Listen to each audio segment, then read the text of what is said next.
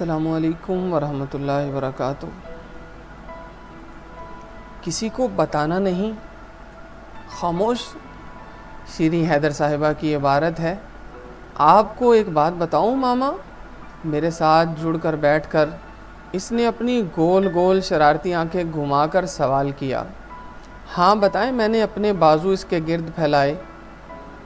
लेकिन ये मेरा सीक्रेट है और आपने किसी को बताना नहीं, इसने राजदारी से मेरे करीब होकर कहा।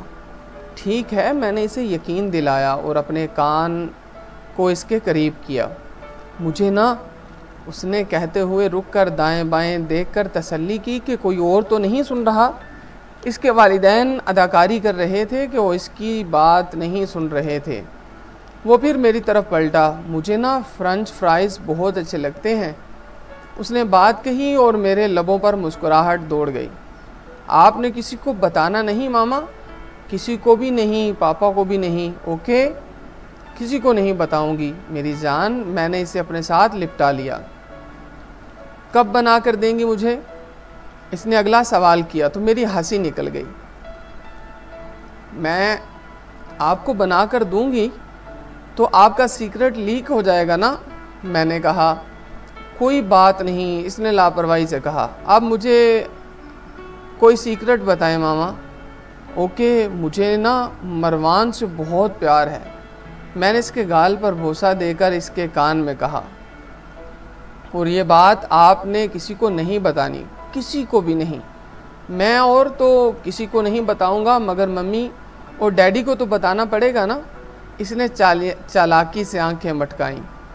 ये तो ठीक नहीं ना, ये तो मामा और मरवान का सीक्रेट है, मैंने मुंह बसोरा। लेकिन मामा, बेबी का कोई सीक्रेट भी हो, मम्मी और डैडी को बताना ज़रूरी है। इसके बगैर बेबी को मम्मी और डैडी से प्यार नहीं हो सकता, इसने वजाहत की। प्लीज़ मरवान, मैंने नाराज़ होने की अदाकारी की। जानती थी कि इसकी तरबियत का हिस्सा है और मैं इसे टेस्ट ही कर रही थी कि वो किस दर्जे पर जाकर जज्बाती तौर पर इतना ब्लैकमेल हो सकता है कि किसी और का सीक्रेट अपनी मम्मी और डैडी से शेयर ना करें। मामा उदास हो जाएंगी, आपसे नाराज़ भी हो सकती हैं। प्लीज़ मामा, अपसेट ना हो, मम्मी डैडी को आपका सीक्रेट नहीं बताएंगे। लेकिन आप अपने मम्मी डैडी को क्यों बताओगे मेरा सीक्रेट? क्योंकि मम्मी डैडी कहते हैं जो बेबी अपनी मम्मी डैडी को अपना सीक्रेट नहीं बताते, अल्लाह मियाँ इनको किसी मुश्किल में डाल सकते हैं और कोई इनको नुकसान भी पहुंचा सकता है। लेकिन मैं आपको क्या नुकसान पहुंचाऊं? प्लीज़ ना बताएं ना मम्मी और डैडी को, मैंने इसकी मिन्नत की। मामा आपको नहलाती भी हैं, अच्छा सा नाश्ता भी बना कर देती हैं, गाड़ी में साथ माल भी लेकर जाती हैं, अलादीन वाली मूवी भी दिखाती हैं आपको, फिर आप मामा का सीक्रेट नहीं रख सकते? प्लीज़ मामा, वो चिढ़ सा गया, बच्चा था ना, प्लीज़ मुझे बताने दें। मम्मी डैडी को बुलंद सरगोशियों में होने वाली इस सारी बातचीत के दौरान इसके मम्मी डैडी और पापा अंदर से उठने वाली हंसी को दबाते हुए यूं बैठे थे जैसे वो इस सारी गुफ्तगू को सुन ही ना रहे हों। कहीं कहीं जब वो ज़ोर देकर बात करता तो इसकी आवाज़ बुलंद भी हो जाती तो वो खुद ही मुंह के आगे हाथ रखकर हंस देता। 4 साल के इस पटाखा से बच्चे की गुफ्तगू ने मुझे हैरान से ज़्यादा खुश किया था। इसने माँ बाप की इस बात को यूं पल्ले से बांधा था, अल्लाह इसे हर बला से महफूज रखे। लेकिन कम से कम ये तसल्ली तो हुई कि इसके बचपन ही से इसके दिल में यह ख्याल पुख्ता है कि जो आपसे किसी बात को खुफिया रखने को कहे और किसी को बताने से मना करे, वो आपका हमदर्द और खैरख्वाह नहीं हो सकता। मैंने भी तो आपका सीक्रेट रखा है ना, मैंने इसे नाराज़ सूरत बनाकर कहा। आप भी मेरा सीक्रेट में अपने मम्मी डैडी को बता दें।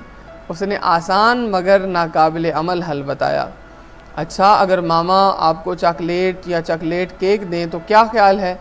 मैंने इसे लालच दिया तो जिसके आगे मुझे यकीन था कि वो घुटने टेक देगा। प्लीज़ मामा, वो जो भी हो, आप मुझसे नाराज़ हो जाएं या आप मुझे फ्राइज़ ना बना कर दें या मुझे चॉकलेट और चॉकलेट केक भी ना दें, लेकिन मुझे ये सीक्रेट अपनी मम्मी डैडी को बताना होगा। बल्कि अब मैं ज़रूर बताऊंगा, क्योंकि मम्मी डैडी कहते हैं कि जो कोई आपको सीक्रेट रखने के बदले आइसक्रीम, चॉकलेट या किसी और चीज़ का लालच दे, वो ज़रूर आपको नुकसान पहुंचाएगा। इसके मासूम मुंह से अदा होने वाली बात से सबकी ज़ब्त की हुई हंसी का फ़ौरन फवारा छूट पड़ा। चलो भाई, बता लो अपनी मम्मी डैडी को मैंने हथियार डाले और प्लीज़ फ़ौरन बताओ। बच्चों की तरबियत के इब्तदाई सालों में इन्हें ये सिखाना अहम है कि इन्हें कोई कुछ भी कहे, कोई भी लालच दे, कोई कितना ही करीबी रिश्ता हो, महरम हो या ना महरम, इनकी कही हुई बात, की हुई किसी हरकत या पेशकदमी को बच्चे अपने वालिदैन से ना छुपाएं और इन्हें फ़ौरन बताएं। अमूमन बच्चों का बचपन, इनकी मासूमियत वही लोग छीनते हैं जो इनके करीबी रिश्तेदार होते हैं या वो लोग जिनसे इनका वास्ता घर, स्कूल या घर से बाहर मामूल में पड़ता है। वो लोग हैं जिनसे बच्चा मानूस हो जाता है और वालिदैन ऐसे लोगों पर एतमाद करते हैं।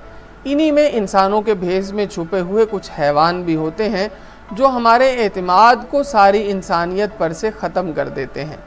अपने बच्चों की ऐसी ही तरबियत करें, इन्हें सख्ती के बजाय प्यार और एतमाद से समझाएं और जिन चीज़ों का लालच देकर कोई इन्हें पामाल कर सकता है, इन चीज़ों को इन्हें खुद वाफर मिकदार में दें ताकि इनके दिल में ऐसी किसी पेशकश पर लालच ना आए।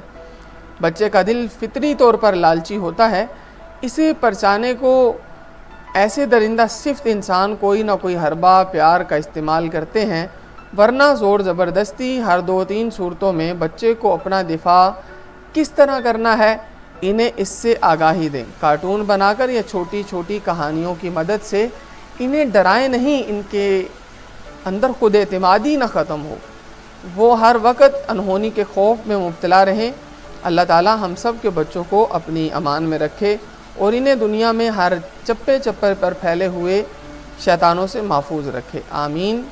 ये थी आज की इबारत, किसी को बताना नहीं, लेकिन आप ज़रूर बताइएगा और इस वीडियो को शेयर भी कर दीजिएगा और कमेंट के अंदर अपनी आरा का इजहार भी कर दीजिएगा। और अगर अभी तक आपने हमारे चैनल को सब्सक्राइब नहीं किया तो उसे भी फ़ौरन कर दीजिए।